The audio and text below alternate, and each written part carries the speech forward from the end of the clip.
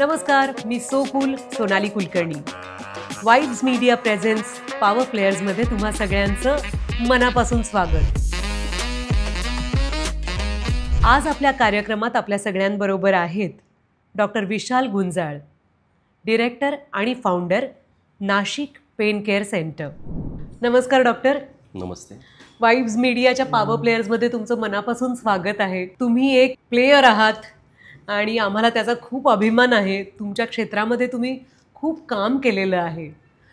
तुमच्या घरात काही पार्श्वभूमी आहे डॉक्टर्सची? तुम्ही डॉक्टर व्हावं हे तुम्ही कसं काय ठरवलं? माझ्या घरात तसं एज्युकेशनची पार्श्वभूमी आहे. बरं. डॉक्टर मी माझ्या फॅमिलीतला पहिलाच. बरं. माझे आई वडील आजोबा हे सगळे शिक्षक पार्श्वभूमीमधून आहेत. बरं. त्यामुळे एज्युकेशनची पार्श्वभूमी होती आणि वडिलांना आणि घरातील सर्वांनाच अशी इच्छा होती की मी डॉक्टर व्हावं आणि त्यामुळे मे बी माझा कल वैद्यकीय शिक्षणाकडे गेला आणि मग मी या पदापर्यंत पोहोचलो आहे. बरं. कौतुक वाटतं, कारण अनेकदा काय असतं, आपली जी पिढी आहे आपल्याकडे ऑप्शन्स खूप कमी होते. साधारणपणे अभ्यासू वृत्ती घरात असणं, मुलांनी 10वी-12वी चांगलं पास होणं, याच्या पलीकडे जेव्हा पालक मुलांना चांगल्या अर्थानं सपोर्ट करतात तेव्हाच एखादा विद्यार्थी असा पोचू शकतो. तुम्ही नुसते डॉक्टरच नाही झालात तर 2014मध्ये तुम्ही पेन केअर सेंटर सुरू केलं. तर यामागचा विचार काय होता? म्हणजे डॉक्टर एनिवे पेनचीच काळजी घेत असतात, पेन कमी करत असतात, पण तरीही तुम्ही हे सेंटर सुरू केलं, तर त्यामागे काय तुमचा उद्देश होता? माझे वैद्यकीय शिक्षण ग्रँड मेडिकल कॉलेज जे हॉस्पिटल येथे झाले. बरं. त्यानंतर म्हणजे मुंबईमध्ये. त्यानंतर PG माझं गव्हर्नमेंट मेडिकल कॉलेज मिरज इथे झालं. बरं. तर इंटर्नशिपमध्ये असताना किंवा रेसिडेन्सी करताना मला असं लक्षात आलं की क्रोनिक पेन म्हणजे जुनाट वेदना हा सेगमेंट थोडासा वैद्यकीय क्षेत्रापासून थोडासा दुर्लक्षित आहे. म्हणजे बऱ्याच वेळा आपण ॲक्यूट पेन्स म्हणजे जे तात्पुरत्या स्वरूपाच्या वेदना आहेत त्यावर खूप चांगल्या पद्धतीने काम करतो किंवा त्यावर खूप चांगल्या पद्धतीचे उपचार देखील उपलब्ध आहेत. मात्र जुनाट वेदनांवर खूप कमी लक्ष दिले गेल्यामुळे बरेच रुग्ण या डॉक्टरांकडून त्या डॉक्टरांकडे स्वतःहून काही मेडिकेशन्स घे आणि कधीकधी चुकीच्या मार्गाने जाऊन पण त्याचे उपचार करण्याच्या याच्या परिस्थितीत असतात. त्यामुळे माझं पेन मेडिसिन या क्षेत्राकडे थोडं लक्ष गेलं आणि सुदैवाने मला चांगले गुरु लाभले. त्यांच्या मार्गदर्शनामुळे मला या क्षेत्रामध्ये चांगलं शिक्षण मिळालं आणि मग नाशिकमध्ये आल्यानंतर 2014 साली मी नाशिक पेन केअर सेंटर हे उत्तर महाराष्ट्रातील सर्वात पहिलं आणि आधुनिक असं आपण पेन केअर सेंटर त्या पद्धतीने चालू केलं. तुम्ही म्हणताय तो मुद्दा कळतोय मला. म्हणजे फॉर एक्झाम्पल एखादा माणूस म्हणत असतो की हो माझा जरा डावा हात दुखतो, ते राहू दे, पण आत्ता मला ताप आलाय. असं माणसं अटेंड करतात की मला आत्ता काय होतंय हे अटेंड केलं जातं, त्याच्यावर उपचार घेतले जातात, पण जे दीर्घकाळ चालू असतं त्या वेदनेकडे आपण दुर्लक्ष करतो. लक्षात आलं किती महत्त्वाची गोष्ट आहे ही. आणि अनेकांना त्यामुळे काय होतं, वेदनेबरोबर जगायची सवय होते. तर अशा पेशंट्सना म्हणजे तुम्ही आम्हाला काही उदाहरण सांगू शकता का की अशा प्रकारच्या पेशंट्सना तुम्ही अटेंड करता, काय प्रकारचं पेन असतं त्यांच्यामध्ये? आता एक साधारण उदाहरण घ्या की रुग्णांना मणक्याचा आजार असतो. घरातील एखादी स्त्री आहे, तिला मणक्याचा आजार आहे, पण घरातील सर्व कामं तिला करावंच लागतात. स्वयंपाक करणे, मुलांचा सांभाळ करणे, नवऱ्याचं बघणं, पण ती असंख्य अशा वेदना ती दिवसभर कॅरी करते आणि ती त्या वेदनांना सामोरे जात असते. खूप दुखलंच तर ती तात्पुरत्या स्वरूपाचे काही उपचार करते, जसं काहीतरी शेकून घेणं, तात्पुरती पेनकिलर घेणं. पण बऱ्याच वेळा ह्या उपचारांनी तिचे तात्पुरत्या वेदना कमी होऊन जातात, पण तिचा आजार दूर होत नाही. आणि मग यामुळे बरेच वर्ष या वेदना सहन केल्यामुळे तिच्या शरीरावर, तिच्या मनावर परिणाम होत राहतो आणि या एकंदरीत सगळ्या गोष्टींचा कुटुंबावर देखील परिणाम होऊ शकतो. आणि त्यामुळे ह्या क्रोनिक पेन्स किंवा जुनाट वेदनांना आपल्याला दूर करणं हे खूप गरजेचं असतं असं मला वाटतं. तुम्ही जगभरात डॉक्टर 70हून अधिक कॉन्फरन्सेस अटेंड केलेले आहेत. तुम्ही तिथे स्पीकर म्हणून भारताचं प्रतिनिधित्व केलं आहे. तुम्ही वर्कशॉप्स पण घेतलेले आहेत. तर त्या वर्कशॉपबद्दल सांगाल का? म्हणजे त्या असं काही लक्षात राहिलेलं कुठली कॉन्फरन्स किंवा एखादा वर्कशॉप आहे का? तुम्हाला मी जसं सांगितलं की शिक्षणाची पार्श्वभूमी माझ्या फॅमिलीमध्ये आहे, त्यामुळे शिकणे आणि शिकवणे हे माझं खूप आवडतं काम आहे.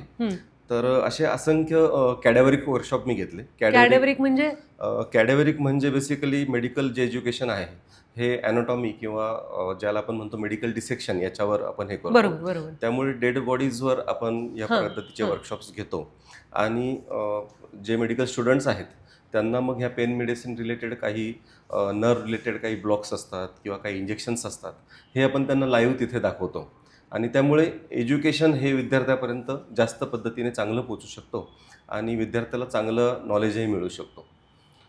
बरं, पण मग त्यातलं तुमच्या लक्षात राहिलेलं कुठलं वर्कशॉप किंवा कॉन्फरन्स आहे का? एखादं उदाहरण देता आलं बऱ्याच तर? वेळा असं होतं की एखाद्या कॉन्फरन्समध्ये एखाद्या विद्यार्थ्याला शिकवलेलं असतं आणि तो वर्षातून कधीतरी फोन करतो की सर तुम्ही हे अशा पद्धतीने शिकवलं होतं आणि हेच पेशंट आलं आणि ते पेशंट बरंही झालं आणि ते जे सॅटिस्फॅक्शन आहे ॲज अ टीचर ते कुठेच आपण मॅच करू शकत नाही असं मला खरंच आहे, वाटतं. म्हणजे ते केवढं समाधान आहे आणि ते कुठल्याही पुरस्कारात किंवा पैशात मोजता येण्यासारखं नाहीये. ते आंतरिक समाधान आहे बरोबर. की आपण जे सांगायचा प्रयत्न करतोय ते पोचलं आपल्या विद्यार्थ्यांपर्यंत. डॉक्टर, तुम्ही शिकवता आहात, पेन मॅनेजमेंटबद्दल जागरूकता निर्माण करत आहात.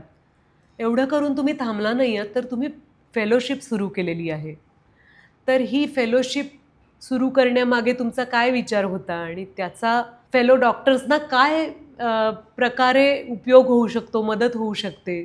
फेलोशिप चालू करण्यामागचा विचार असा होता की साधारण 15 ते 20 वर्षापूर्वी जेव्हा पेन मेडिसिन क्षेत्र भारतासाठी नवीन होतं तेव्हा भारतामध्ये तज्ज्ञ गुरु किंवा तज्ज्ञ असे टीचर्स उपलब्ध नव्हते आणि बऱ्याच वेळा विद्यार्थ्यांना परदेशात जाऊन किंवा ऑनलाईन किंवा पुस्तकं वाचून स्वतःहून शिकायला लागायचं.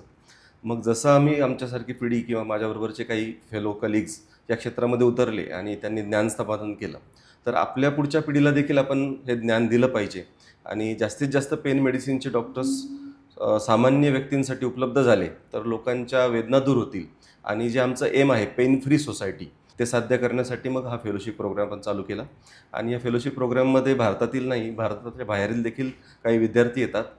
3 ते 6 महिने ते आपल्याकडे शिकतात आणि ज्ञान घेऊन ते त्यांच्या ठिकाणी रुग्णांना सेवा देतात.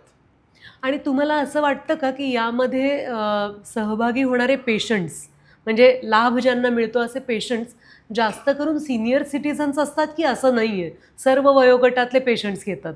सिनियर सिटीजन थोडेसे जास्त असतात कारण वयानुसार हाडांचा ठिसूळपणा म्हणा, मणक्यांचे आजार म्हणा, सांध्यांचे आजार म्हणा हे थोडेसे जास्त असतात.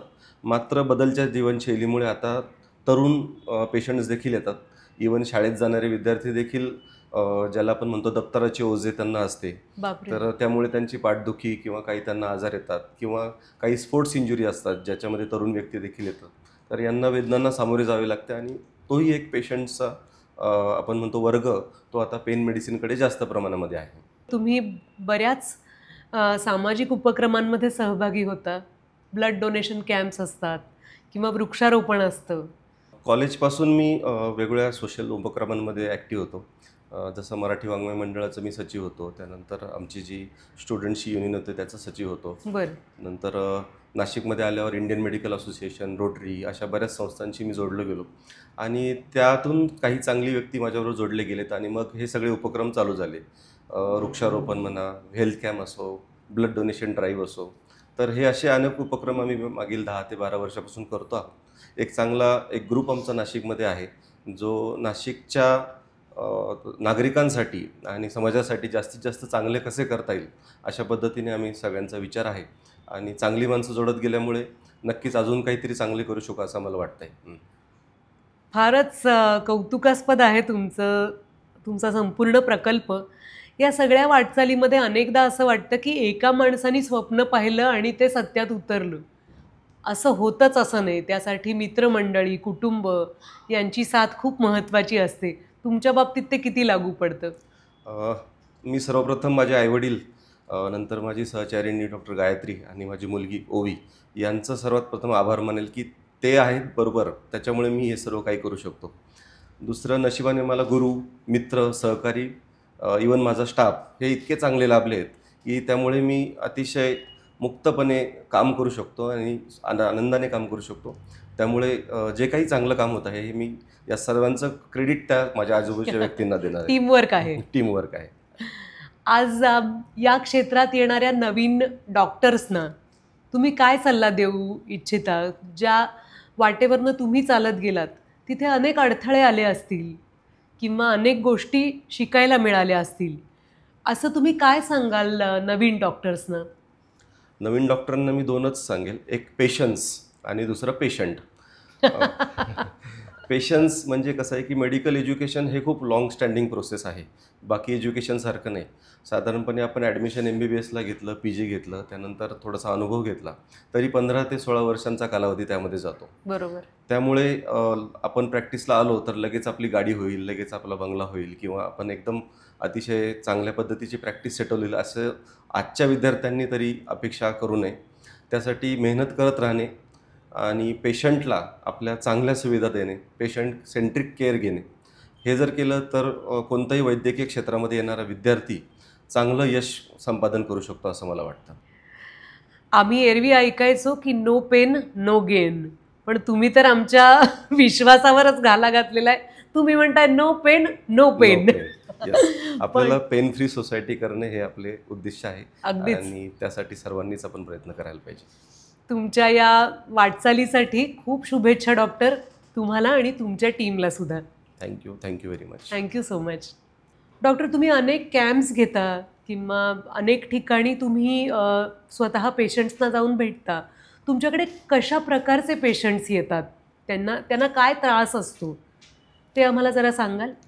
क्रोनिक पेन्समध्ये साधारणपणे सर्वात जो जास्त पार्ट असतो तो मणक्याच्या आजारांचा, सांध्यांच्या आजारांचा, नर्व्सचे आजार ज्यांना आपण न्यूरोपॅथिक पेन्स म्हणतो, किंवा मस्क्युलर पेन्स म्हणजे मांसपेशीच्या वेदना. तर अशा प्रकारचे पेशंट्स खूप जास्त असतात आणि बरेच काळ ते पेन मेडिसिन्स किंवा पेन किलर्स घेत असतात आणि पेन मेडिसिन्सने त्यांचं वेदना न दूर झाल्यामुळे ते वेगवेगळे मार्ग अवलंबतात. तर कधीकधी असं होतं की जास्त काळ पेन मेडिसिन्स घेतले तर त्यांना शरीरावर त्याचे दुष्परिणाम होतात. पेनकिलर्सचे किडनीवर किंवा लिव्हरवर त्याचे दुष्परिणाम होऊ शकतात. बरोबर. तर ह्यासाठी पेन मेडिसिन किंवा इंटरव्हेन्शन पेन मॅनेजमेंट हे जे क्षेत्र आहे याच्यामध्ये मिनिमल इन्व्हेजिव्ह प्रोसिजर्स असतात. तर याच्यामध्ये काही इंजेक्शन्स असतात, नर्व ब्लॉक्स असतात, रेडिओ फ्रिक्वेन्सी प्रोसिजर्स असतात.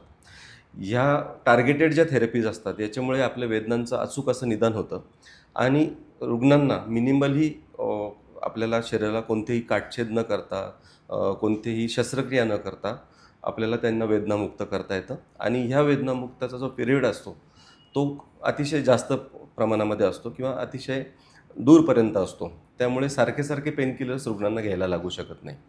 खूप महत्त्वाची गोष्ट आहे ही, कारण प्रोसिजरला सामोरं न जाता चांगल्या उपचारांना जर आपण सामोरं गेलो, चांगले उपचार जर घेतले तर हे पेन जे आहे, जे सतत आपल्याला टाचणीसारखं टोचत राहतं, ते आपल्या आयुष्यातनं कमी होऊ शकतं.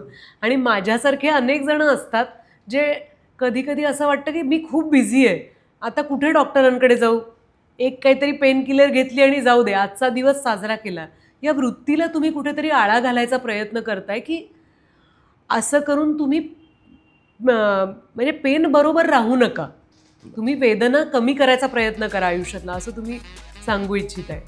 वेदना सहन करण्यापेक्षा त्या दूर केल्या, एक प्रॉपर आपल्याकडे प्रगत तंत्रज्ञान आहे, तज्ज्ञ डॉक्टर्स उपलब्ध आहेत, तर रुग्णांना अतिशय जास्त फायदा होऊ शकतो.